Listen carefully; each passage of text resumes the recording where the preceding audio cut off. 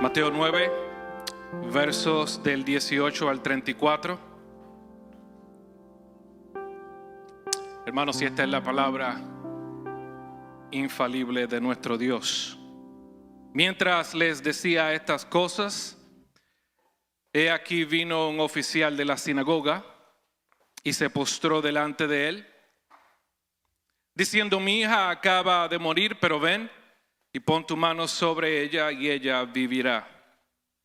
Y levantándose Jesús, lo siguió y también sus discípulos. Y aquí, una mujer que había estado sufriendo de flujo de sangre por 12 años, se le acercó por detrás y tocó el borde de su manto. Pues decía para sí: si tan solo toco su manto, sanaré. Pero Jesús, volviéndose y viéndola, dijo: hija, ten ánimo, tu fe te ha sanado. Y al instante, la mujer quedó sana. Cuando entró Jesús en la casa del oficial y vio a los flautistas y al gentío en ruidoso desorden, les dijo: retiraos, porque la niña no ha muerto, sino que está dormida. Y se burlaban de él. Pero cuando habían echado fuera a la gente, él entró y la tomó de la mano y la niña se levantó. Y esta noticia se difundió por toda aquella tierra. Al irse Jesús de allí, 2 ciegos le siguieron, gritando y diciendo: Hijo de David, ten misericordia de nosotros. Y después de haber entrado en la casa, se acercaron a él los ciegos y Jesús les dijo: ¿creéis que puedo hacer esto? Ellos les respondieron: sí, Señor. Entonces les tocó los ojos diciendo: hágase en vosotros según vuestra fe. Y se les abrieron los ojos. Y Jesús les advirtió rigurosamente diciendo: mirad que nadie lo sepa. Pero ellos, en cuanto salieron, divulgaron su fama por toda aquella tierra. Y al salir ellos de allí, he aquí le trajeron un mudo endemoniado. Y después que el demonio había sido expulsado, el demonio habló y las multitudes se maravillaban y decían: jamás se ha visto cosa igual en Israel. Pero los fariseos decían: él echa fuera los demonios por el príncipe de los demonios. Oremos. Padre, te damos gracias no solamente por la oportunidad que tú nos has dado de venir ante tu presencia como iglesia, para no solamente adorar, pero también para aprender de ti, Señor. Yo te ruego, Señor, que tú prepares nuestras mentes, nuestros corazones, y nos dé, Señor, la disposición para no solamente escuchar y ser oidores de tu palabra, pero ser hacedores de ella. Yo te ruego, Señor, que seas tú conmigo, que tú me ayudes, que tú, Padre amado, sobrepases mi humanidad, sobrepases mis imperfecciones, y que tú me ayudes, Padre amado, a proclamar tu verdad con unción. Que tú me ayudes a predicar tu palabra, Señor, con la autoridad que solo tú puedes dar. Oh Señor, nos rendimos ante ti y te ruego, Señor, que Jesús sea exaltado a través de este texto. Todas estas cosas te las pedimos en el nombre poderoso de Jesús. Amén, amén, amén. Hermanos, cada evangelio es un retrato de Jesús. Es la misma historia narrada desde diferentes perspectivas y con objetivos en específico. Marcos presenta a Jesús como el siervo sufriente. Lucas presenta a Jesús como el salvador de todo tipo de personas. Juan presenta a Jesús como la palabra que explica al Padre. Pero Mateo presenta a Jesús como rey. Y lo que él hace en los primeros 9 capítulos de su evangelio es desarrollar un perfil de Cristo, de Jesús como rey. Y todo lo que sucede desde el verso 25 del capítulo 9 en adelante es una recapitulación de la autoridad que él ha demostrado en los primeros 9 capítulos. La pregunta que está al frente de nosotros es esta: ¿cómo es que Mateo prueba, cómo es que Mateo demuestra que Jesús es rey? Hermanos, si usted quiere legitimizar la veracidad de algo, usted tiene que probarlo. Usted tiene que traer evidencia. Usted tiene que traer recibos. Así que, hermano, lo que vemos en los primeros 9 capítulos del Evangelio de Mateo es Mateo demostrándonos la autoridad de Cristo. Mateo nos muestra que Jesús tiene autoridad sobre el reino epistémico o filosófico. Tanto es así que al escuchar el sonido de su voz, las mentes quedaron cautivadas y obligadas a confesar que nadie enseñaba con tanta autoridad. Que Jesús tiene autoridad sobre el reino anatómico. Tanto es así que al escuchar el sonido de su voz, partes del cuerpo obedecieron sus órdenes. Que Jesús tiene autoridad sobre el reino natural. Tanto es así que al escuchar el sonido de su voz, silencio, la tormenta obedeció sus órdenes. Que Jesús tiene autoridad sobre el reino espiritual. Tanto es así que al escuchar el sonido de su voz, miles de demonios obedecieron sus órdenes. Que Jesús tiene autoridad sobre el pecado. Tanto es así que al escuchar el sonido de su voz, tus pecados te son perdonados. El infierno, principados, demonios y Satanás mismo tuvo que obedecer sus órdenes. Y ahora en el verso 25 del capítulo 9 vemos a Mateo terminando este perfil de Cristo como rey, demostrando la autoridad que Cristo tiene sobre la muerte. Tanto es así que al escuchar el sonido de su voz, Talita Kumi, niña, a ti te digo, levántate, la muerte tuvo que obedecer sus órdenes. Autoridad, autoridad, autoridad, autoridad, autoridad. ¿Quién es este Cristo? ¿Quién es este Jesús? La multitud se preguntaba y los lectores también se preguntan. Y Mateo quiere posicionar a Jesús como rey. Pero algo más que él quiere hacer. Hermanos, para usted ser rey, usted necesita tener autoridad. Pero para usted ser el rey de reyes, usted tiene que tener autoridad máxima.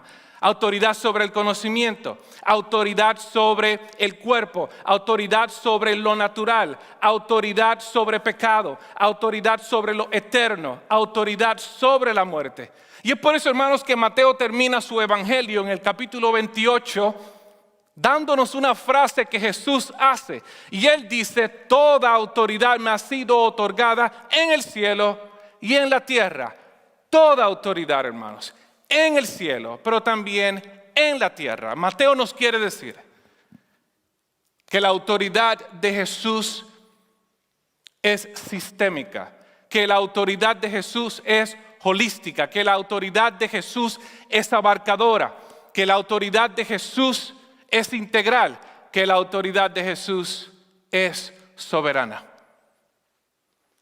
Pero hermanos, hay algo que Mateo quiere hacer con el presentarnos con esta autoridad, y es el provocar una respuesta. ¿Qué es lo que nosotros vamos a opinar cuando leemos que Jesús tiene tanta autoridad? Pero Mateo no quiere que nosotros nos preguntemos qué es lo que vamos a hacer con Jesús, sino qué es lo que este Jesús va a hacer con nosotros. Hermanos, en la conversión, nosotros no aceptamos a Jesús. Desde pequeños se nos ha indoctrinado que nosotros tenemos que aceptar a Jesús. Y yo entiendo el sentimiento, usted tiene que recibir el mensaje, ¿no? Usted tiene que creer el mensaje, ¿no? Pero usted no acepta a Jesús. No solamente eso es antibíblico, pero posiciona a Jesús en una posición de subordinado, esperando que nosotros le prestemos atención. Jesús no está afuera de la puerta de su corazón, tocando la puerta para que usted le abra la puerta. Él es el Rey de Reyes. Y cuando Él quiere, Él rompe la puerta, entra en su corazón para que usted lo vea como Él es. Él es el Rey de Reyes. Él es el Señor de señores. Jesús es quien acepta a pecadores. Nosotros nos rendimos a Él. Jesús es quien acepta porque Jesús es el Rey. Nosotros simplemente nos rendimos a Él. Y hay una sola cosa, hermanos, que mueve a este Rey a la compasión. Y es un corazón contrito y humillado. ¿Y por qué es un corazón contrito y humillado lo que mueve el corazón de un rey? Porque un corazón contrito y humillado se rinde ante el Rey. Mira las palabras de el rey David en el Salmo capítulo 2, verso 12. Él dice, besar al Hijo, para que no se enoje y perezcáis en el camino, pues puede inflamarse de repente su ira.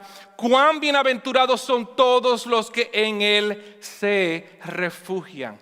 Y en este verso mesiánico, hermanos, el rey David nos dice que la postura correcta delante del rey es el postrarse. Él nos dice que la postura correcta delante del rey es humillación. ¿Usted quiere recibir vida? Besa al rey. ¿Usted quiere encontrar refugio? Besa al rey. ¿Usted quiere recibir perdón de pecados? Besa al rey. Hermanos, y la buena noticia es que este rey está dispuesto a recibirte, pero tienes que humillarte.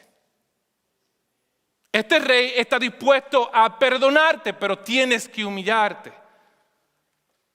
Este rey está dispuesto a lavarte y perdonar todos tus pecados, pero tiene que estar dispuesto a humillarte, porque si no te humillas, su ira se inflamará y perecerás en el camino. Y Mateo, en el capítulo 9 y verso 18, suspende la narrativa para que nosotros meditemos en el significado de esta gran verdad. Y a través de un racimo de pequeños encuentros, Mateo nos plantea esta gran pregunta: ¿cómo vas a responder al Rey de Reyes? Ya que él ha desarrollado el perfil de este rey que tiene autoridad suprema, la pregunta es, ¿cómo vamos a responder? ¿Cuál va a ser nuestra respuesta? Y de la manera que él lo hace es a través de la identificación.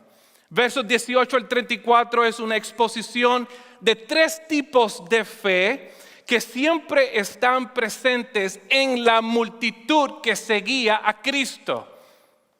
Y a modo de implicación, nos dice que hay 3 tipos de fe siempre presentes en la congregación.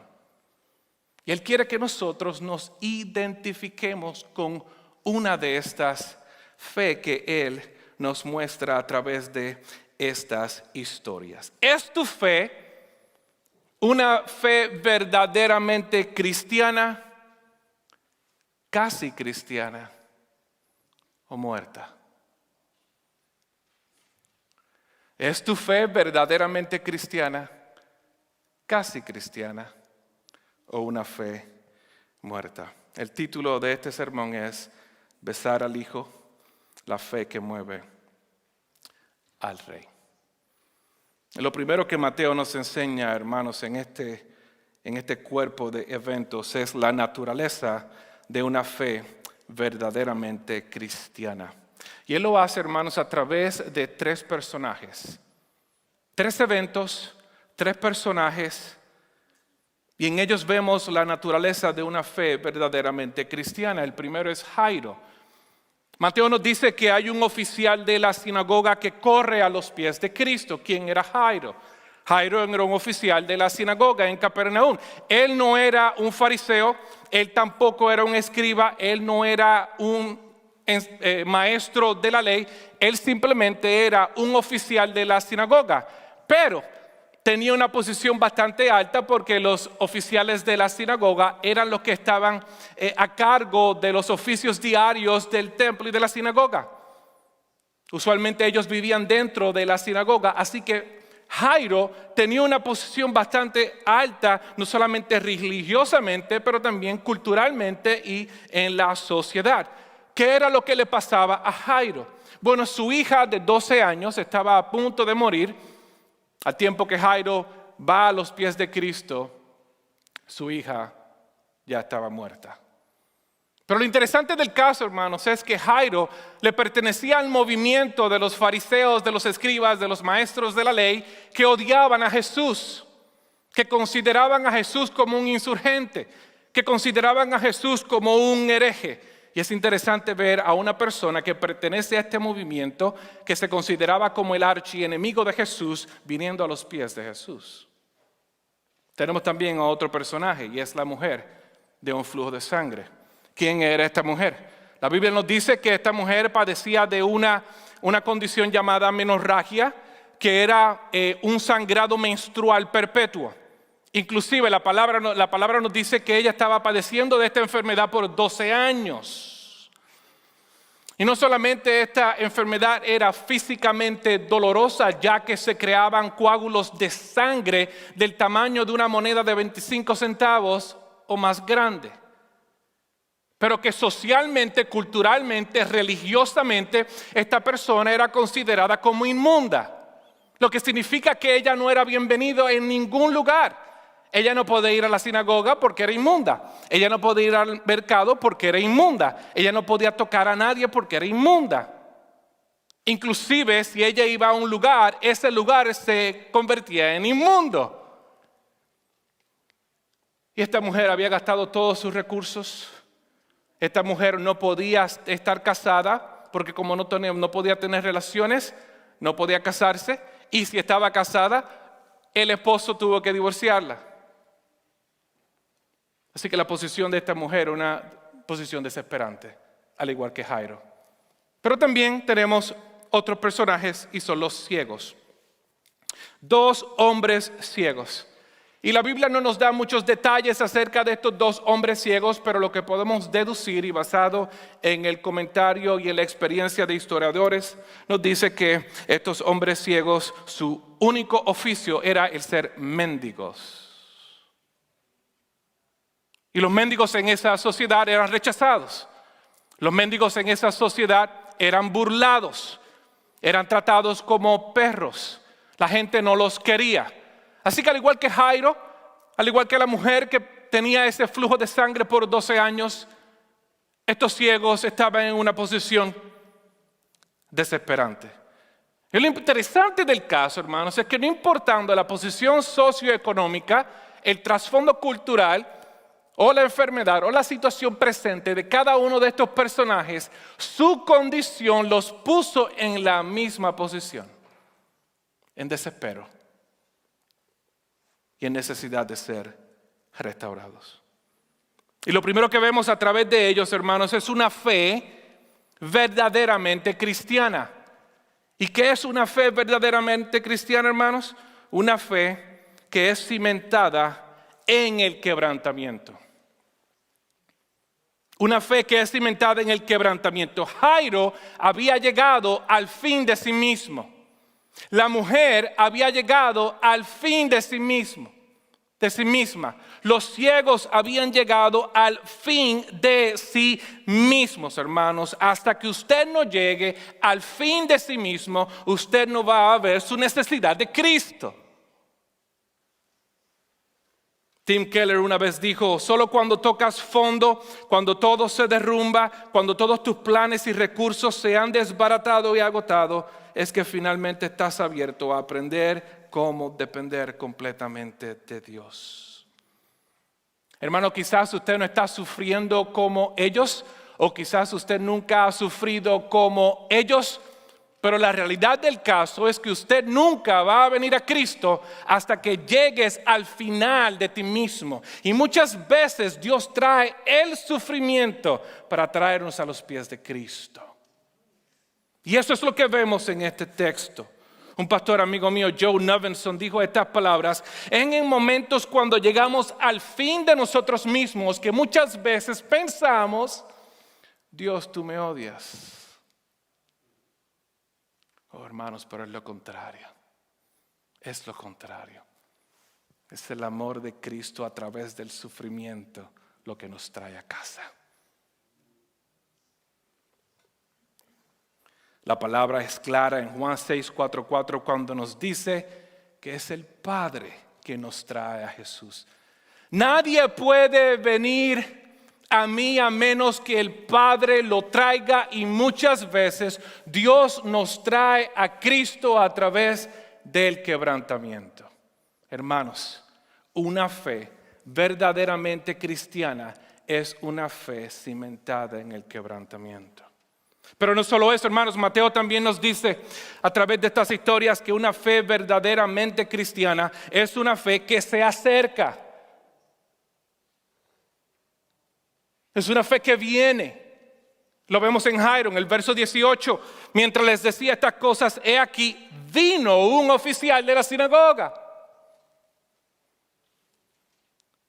Lo vemos en la mujer, en el verso 20. Y he aquí una mujer que había estado sufriendo de flujo de sangre por 12 años, se le acercó a Cristo. También lo vemos en los ciegos. Verso 27. Al irse Jesús de allí, 2 ciegos le siguieron, y Jesús los ignoró la primera vez, pero ellos insistieron. Y ellos seguían gritando, y ellos seguían clamando, y ellos se le acercaron a Cristo. Hermanas, ¿saben todo lo que Jairo, el oficial de esta sinagoga, tuvo que arriesgar para ir en pos de Cristo? ¿Saben todo el esfuerzo que esta mujer de flujo de sangre tuvo que hacer para llegar a los pies de Cristo? ¿Se imaginan toda esa multitud? Una persona inmunda. Pero ella llegó a los pies de Cristo. Y los ciegos eran ciegos. Y ellos hicieron todo lo posible por acercarse a Cristo. Una fe verdadera, hermanos, no se queda en la periferia. Una fe verdadera no se queda en la periferia, sino que se acerca a Cristo. Porque cuando Dios Padre es quien te trae, tú vienes, ¿no?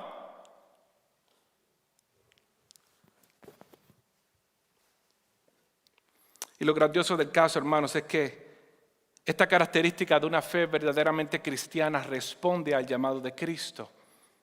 Mateo 11, 28 al 30 dice, venid a mí.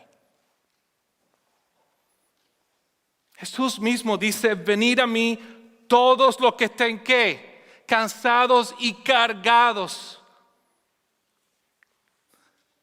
Porque cuando tú estás cansado y cuando tú estás cargado, tú vienes a Cristo.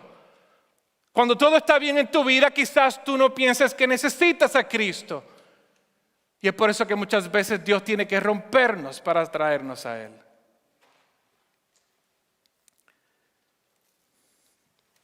Pero no solo eso, hermano, Mateo también nos dice a través de estas historias que una fe verdaderamente cristiana es una fe cuya grandeza no está en su sustancia, sino en su objeto. ¿Qué significa eso? Una fe verdaderamente cristiana tiene como objeto a Cristo mismo. La grandeza de esa fe no se basa en su sustancia, sino en su objeto. Lo vemos en estos 3 personajes. Mira lo que dijo el oficial de la sinagoga. Mi hija acaba de morir, en el verso 18, pero ven y pon tu mano sobre ella y ella vivirá. Este hombre sabía que Cristo podía revivir a su hija, que Cristo podía sanar a su hija. La mujer, ella se decía en sí misma, si tan solo toco su manto, yo sanaré. Es Cristo el enfoque de su fe. Los ciegos, Jesús se le acerca porque ellos se acercaron y Jesús le pregunta, ¿ustedes creen que yo pueda hacer esto? Y ellos dijeron, sí, Señor, nosotros creemos que tú puedes hacer esto. El enfoque de Jairo era Cristo El enfoque de la mujer era Cristo. El enfoque de estos dos hombres ciegos fue Cristo. Es claro, hermanos, que la fe de estos individuos no era una fe articulada. Es claro que la fe de estos individuos no era una fe educada. Ellos no entendían los 4 puntos cardinales de la teología sistemática, pero su enfoque era Cristo. Y eso es lo único que Jesús quiere. Y eso es lo único que Jesús demanda. ¿Tú crees que yo puedo hacer esto? Sí, Señor. Pero no solo eso, hermano, lo más importante que Mateo nos muestra en estas historias es que una fe verdaderamente cristiana es una fe que se humilla. Es una fe que se postra delante de Cristo. Observen el verso 18. Vino un oficial de la sinagoga y se postró delante de él. Esta palabra postró, proskineo, significa adorar. Hermanos, Jairo, que pertenecía al grupo religioso que odiaba a Jesús, algo sucedió en él que cuando él vino a los pies de Cristo, lo primero que hizo fue adorar a Cristo. Él fue a donde el rey y se postró delante del rey y lo adoró. La mujer, verso 20, ella se le acercó por detrás y tocó el borde de su manto.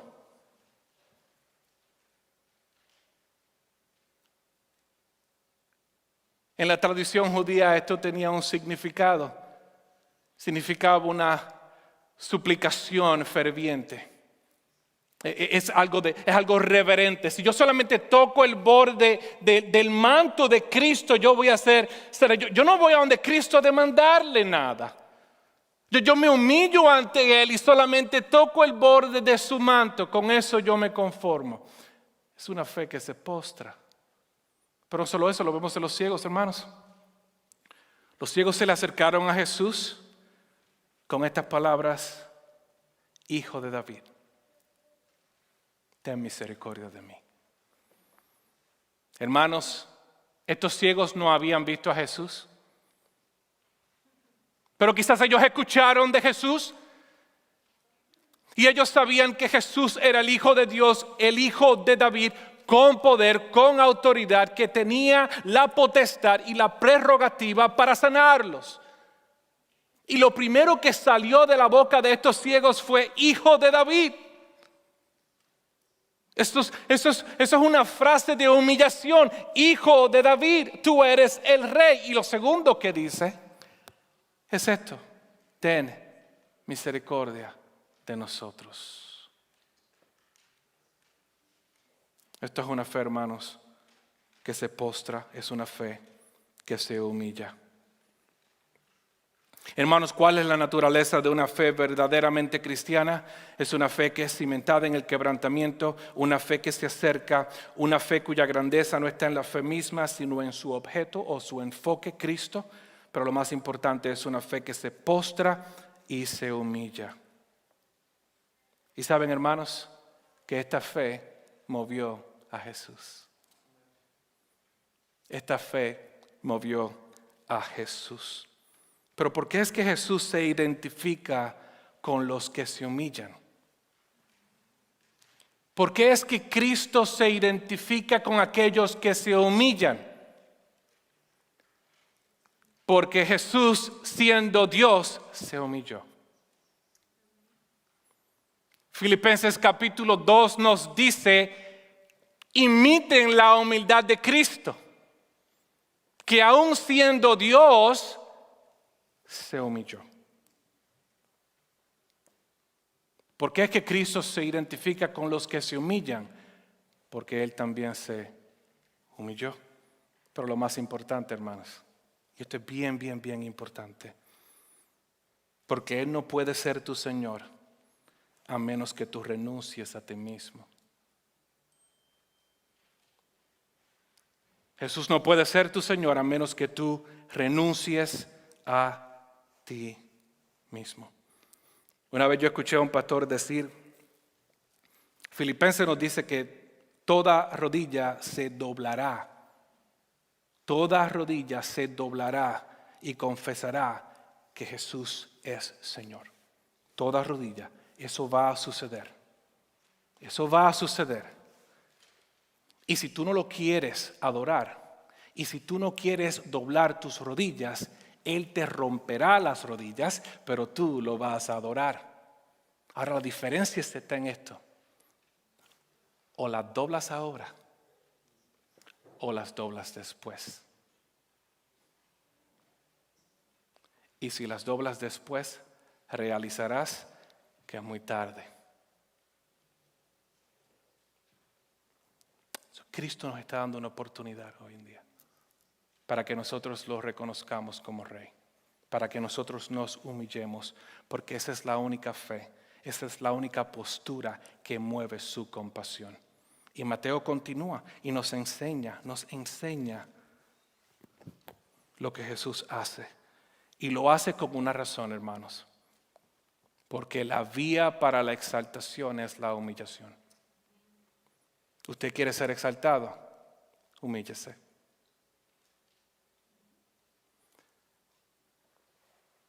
¿Usted quiere ser aceptado por Cristo? Humíllese. La compasión del Rey. Lo primero que vemos es que Jesús estuvo dispuesto a atenderles. Algo tan sencillo, ¿no? Pero tan profundo. Jesús estuvo dispuesto a atenderles. La multitud le seguía. Y Él vio que estas personas se acercaron a Él y Jesús los atendió. Verso 19 vemos Mateo diciendo que cuando Jairo se postró delante de Él y le adoró, Jesús se levantó y lo siguió. Con la mujer vemos lo mismo. En el libro de Marcos, capítulo 5, Marcos nos da más detalles acerca de este encuentro. Cientos de personas seguían a Jesús mientras Jesús iba a la casa de Jairo para revivir a esta niña. Y de momento Jesús dice, ¿quién me ha tocado? Cientos de personas te están tocando y tú tienes el atrevimiento a decir, ¿quién me ha tocado? Y Jesús dice, ¿quién me ha tocado? Porque poder salió de mí.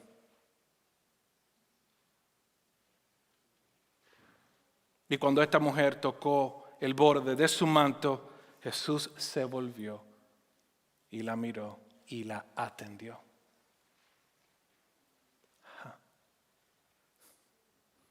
Pero también vemos los ciegos. En el caso de los ciegos se acercaron a Él. Jesús se volteó. A mí me encanta cuando los autores de los evangelios añaden esos detalles. Son pequeños detalles, pero son bien significantes. Porque Jesús no tenía que voltearse.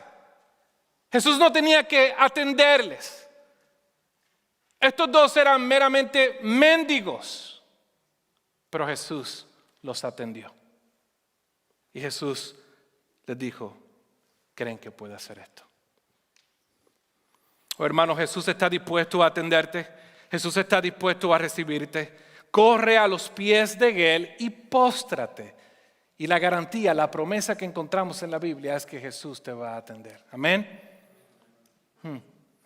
No solamente eso, pero Jesús estuvo dispuesto a lidiar con su impureza.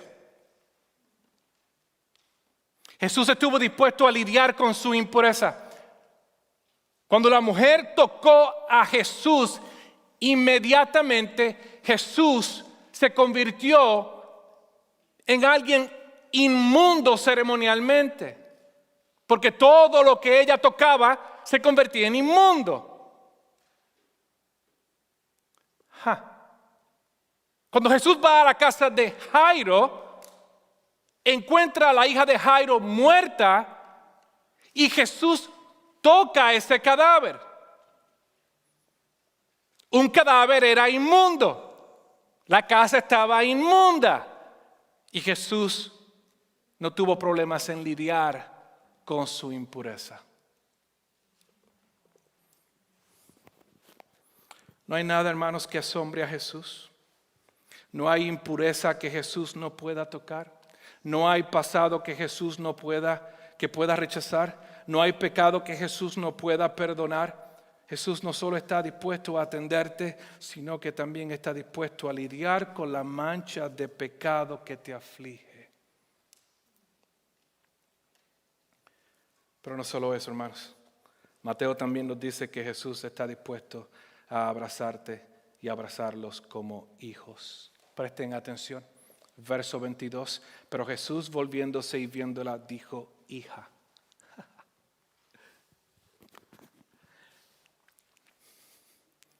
Jesús la vio, se volteó, se dirigió a ella, a esta inmunda, sufriendo con un flujo de sangre por 12 años.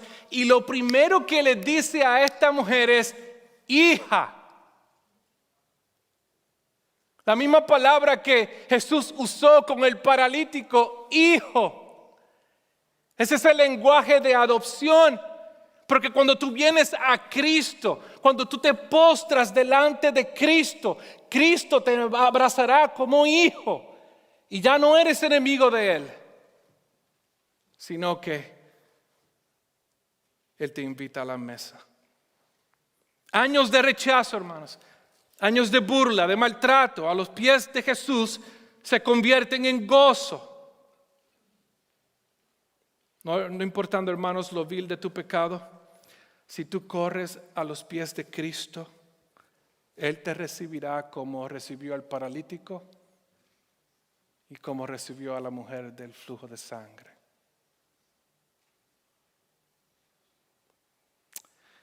All right. No solo eso, hermanos. También nos dice que Jesús está dispuesto a salvar, a dar vista y a dar vida. Verso 22, pero Jesús, volviéndose y viéndola, dijo: hija, ten ánimo, tu fe te ha sanado. Esa palabra sanado es la misma palabra salvado.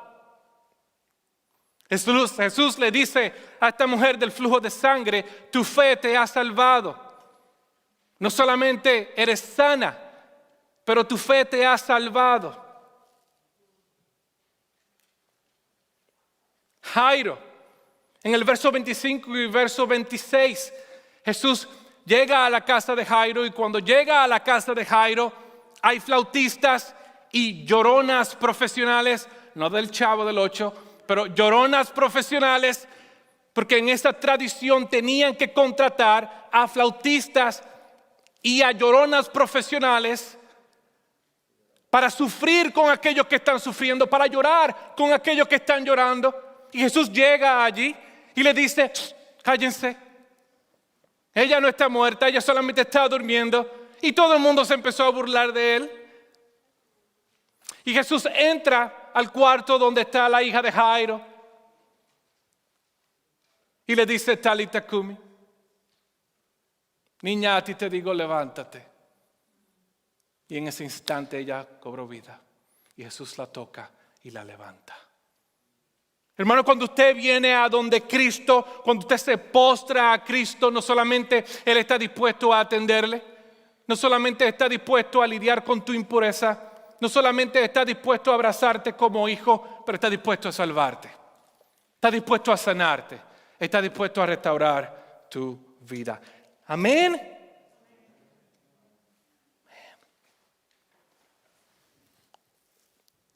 ¿Cuál es el tipo de fe que mueve al rey, hermanos? Una fe verdaderamente cristiana.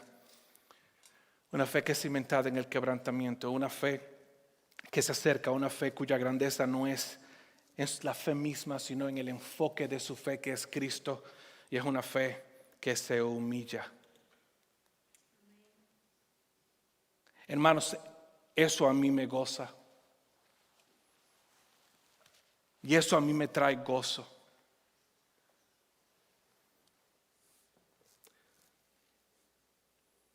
Porque Dios es bueno. Porque Él es santo, pero es un Dios de gracia. Porque Él exige que te arrepientas, pero si tú vienes, Él te recibirá. Porque Él demanda tu obediencia, pero si tú vienes y te postras, Él te salvará. Pero en el verso 32 al 34, Mateo nos da una advertencia. Y nos está diciendo que en la multitud, en la congregación, no solamente hay personas que tienen una fe verdadera, pero también hay personas que tienen dos tipos de fe. Y lo próximo que él menciona es la naturaleza de una fe casi cristiana.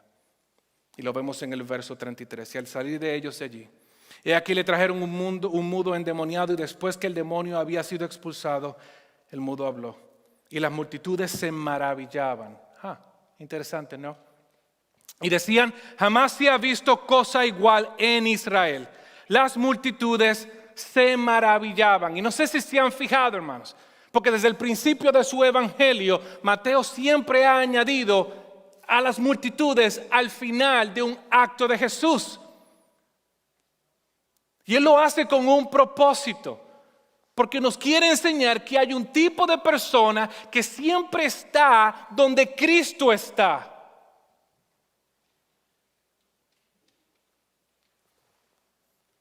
En Mateo 4:25 dice, y le siguieron grandes multitudes. En Mateo 5:11 dice, y cuando él vio a las multitudes. 7:28, cuando Jesús terminó estas palabras, las multitudes se admiraban de su enseñanza. 8:1, y cuando bajó del monte, grandes multitudes le seguían. Verso 18, viendo Jesús una multitud a su alrededor, dio orden de pasar al otro lado. Capítulo 9, verso 8, pero cuando las multitudes vieron esto, sintieron temor y glorificaron a Dios que había dado tal poder a los hombres. Versos 33, el que estamos viendo hoy. Y después que el demonio había sido expulsado, el mudo habló y las multitudes se maravillaban. ¿Qué es lo que Mateo nos quiere enseñar a través de su uso de las multitudes, hermanos? No pierdan esto, hermanos. Las multitudes seguían a Jesús. Las multitudes admiraban a Jesús. Las multitudes sentían temor cuando Jesús hacía un acto sobrenatural. Las multitudes glorificaban a Dios por el poder que le dio a ese hombre Jesús. Las multitudes se maravillaban con Jesús. Las multitudes tenían conocimiento de Jesús. Las multitudes tenían conocimiento de su palabra. Las multitudes tenían conocimiento de su poder. Mas sin embargo, las multitudes no creían en Jesús. Las multitudes no se postraban delante de Jesús. Las multitudes no adoraban a Jesús. Y al final del Evangelio, en el capítulo 27, dice que las multitudes le pidieron a Pilato que crucificaran a Jesús. ¿Qué es lo que Mateo nos quiere decir?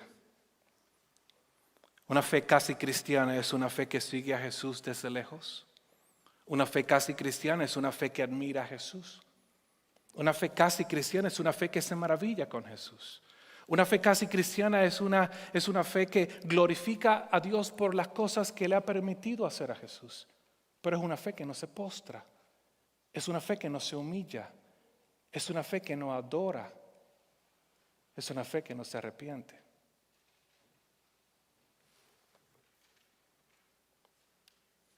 Mateo nos está diciendo que hay personas dentro de la congregación que siguen a Jesús desde lejos. Están en la congregación, pero siguen a Jesús desde lejos, desde la periferia. Que hay personas dentro de la congregación que admiran a Jesús. Que hay personas dentro de la congregación que glorifican a Dios por las cosas que Jesús ha hecho. Que hay personas que realmente se maravillan con las enseñanzas de Jesús. Que hay personas que tienen conocimiento de Jesús, de su palabra, de sus milagros, de su poder, mas sin embargo todavía no se han postrado delante de Jesús.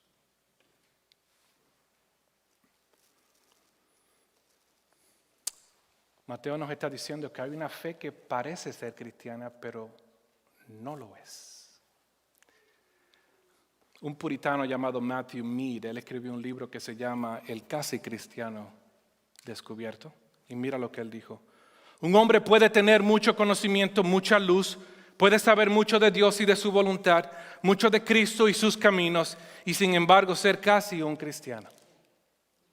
Porque aunque no pueda haber gracia sin conocimiento, sin embargo, puede haber mucho conocimiento donde no hay gracia. La iluminación a menudo va antes, cuando la conversión nunca le sigue. El tema del conocimiento es el entendimiento, el tema de la santidad es la voluntad. Ahora bien, un hombre puede tener su conocimiento, su entendimiento iluminado y sin embargo su voluntad no santificada en lo absoluto. Puede que tenga entendimiento para conocer a Dios y sin embargo no la voluntad para obedecer a Dios. El apóstol nos dice de algunos que cuando conocieron a Dios no le glorificaron como a Dios. Para que un hombre sea completamente cristiano, debe haber luz en su cabeza, latir en su corazón, conocimiento en el entendimiento y celo en sus afectos. Algunos tienen celo, pero no tienen conocimiento, es decir, una devoción ciega. Algunos tienen conocimiento, pero no tienen celo, es decir, especulación infructuosa. Pero donde hay conocimiento, se une al celo, eso hace el verdadero cristiano. ¿Es tu fe casi cristiana?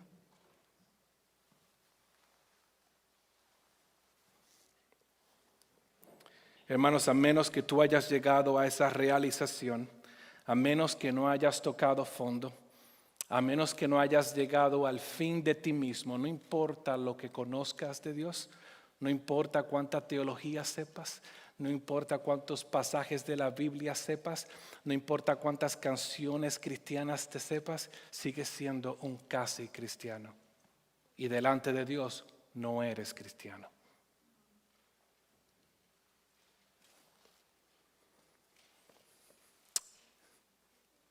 Pero en adición a eso, en el último verso, Mateo nos da la naturaleza de una fe muerta. Verso 34. Pero los fariseos decían, Él echa fuera a los demonios por el príncipe de los demonios. ¡Ja! Interesante, ¿no? Él echa demonios por Satanás. De la misma manera que hay una teologización de las multitudes en la narrativa de Mateo, también hay una teologización de los fariseos en la narrativa de Mateo. Y siempre los añade al final de cada acto de Jesús, ¿no? Y lo hace con un propósito. Porque nos quiere decir que dentro de la congregación hay también personas. Dentro de la multitud también hay personas que son bien religiosas, como los fariseos.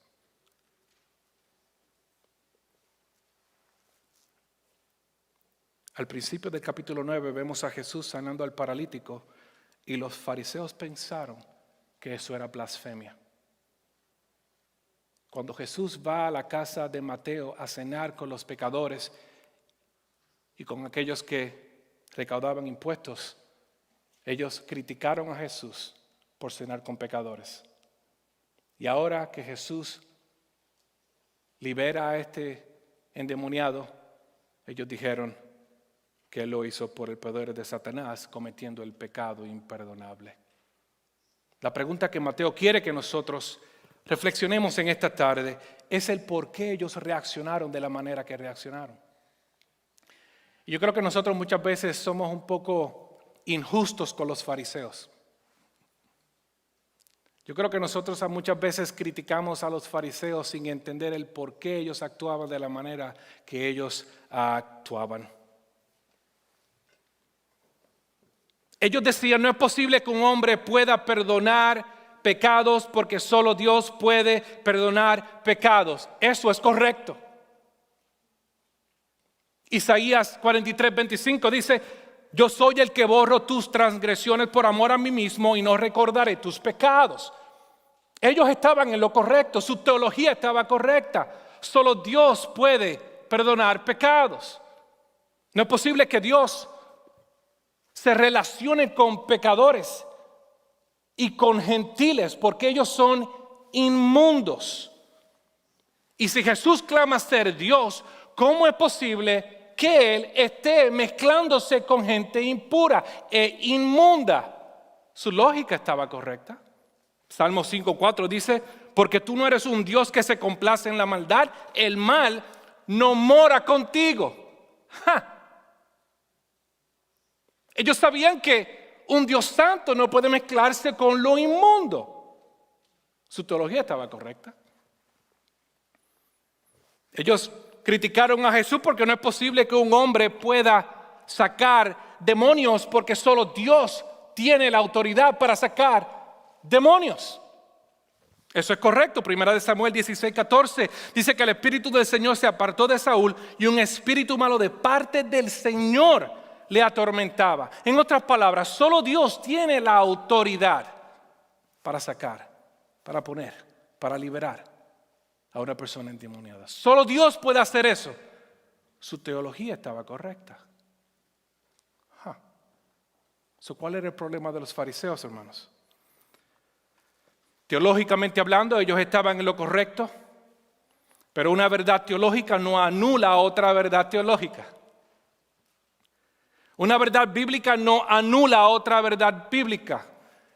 El problema de los fariseos, hermanos, es que su arrogancia por proteger la verdad no les permitió ver a la verdad misma delante de sus ojos. Su arrogancia por proteger a Dios no les permitió ver a Dios hecho carne delante de sus ojos. Dios es un Dios santo, hermanos, pero Él también es un Dios de gracia. Juan nos dice que cuando Jesús vino a la tierra, Él vino lleno de gracia y de verdad. Los fariseos compartimentalizaron esa realidad y ellos solamente se enfocaron en la verdad y no en la gracia de Dios.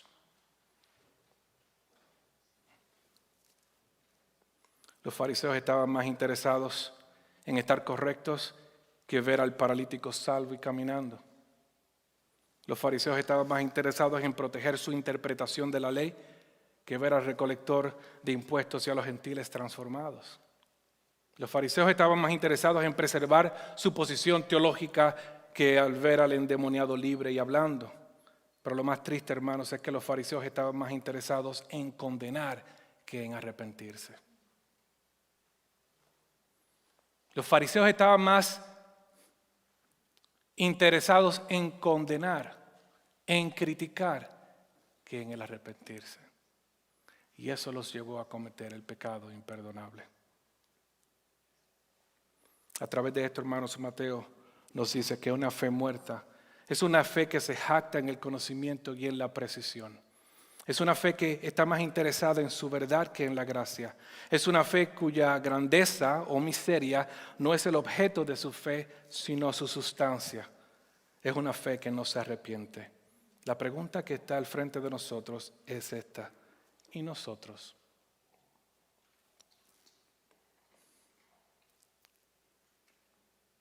Si usted está aquí en esta tarde, hermanos, conoce mucho de la Biblia o está interesado en conocer mucho de la Biblia, muy interesado en saber teología, si usted está más interesado en saber acerca de la verdad que en el ser cambiado por esa verdad, usted es un fariseo. Si usted está aquí en esta tarde y está más interesado en corregir a quienes difieren de ti, aún en cosas triviales que en el extender gracia y misericordia, usted es un fariseo. O somos fariseos. Si estamos más interesados en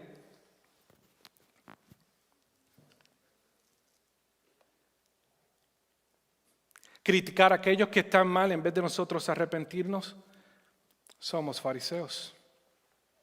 Y por último, si usted se la pasa juzgando a los fariseos, quizás es porque somos fariseos. Con esto termino, hermanos. En cada lugar que Jesús predicaba, siempre habían tres tipos de personas. Aquellos con una fe verdaderamente cristiana, aquellos con una fe casi cristiana y aquellos con una fe muerta. Y a través de este texto, Mateo quiere que nos hagamos esta pregunta: ¿qué tipo de fe tenemos? Vayamos a Dios en oración. Padre,